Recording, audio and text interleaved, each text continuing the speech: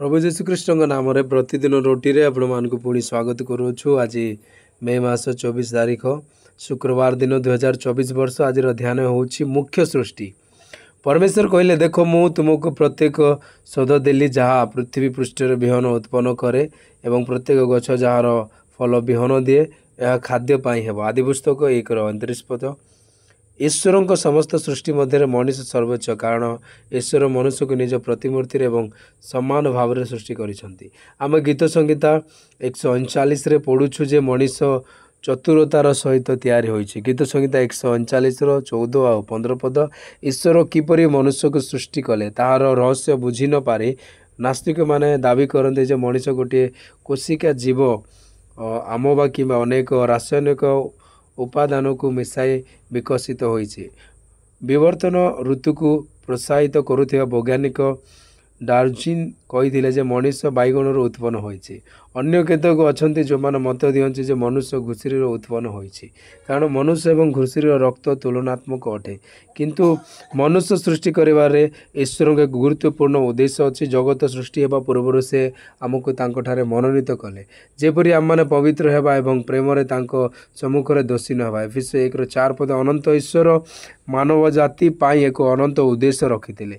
ईश्वर मध्य मनुष्य सहित सहभागिता हेबाकु चाहुथिले एवं तांकर समस्त कार्य विश्राम नैथिले।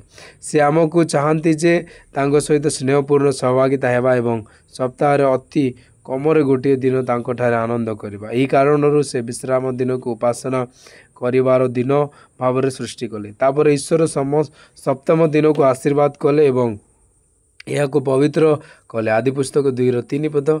आम मनीष भाव में ईश्वर आम प्रति थिबा महान प्रेम को अनुभव करती, जहाँ अन्य जीव मान ठार अधिक। जेहेतु आम समस्त फल एवं फूल पर्वत एवं उपत्यका पानी पवन सृष्टि करी ईश्वर विषय ध्यान रखा जारी रखीछु।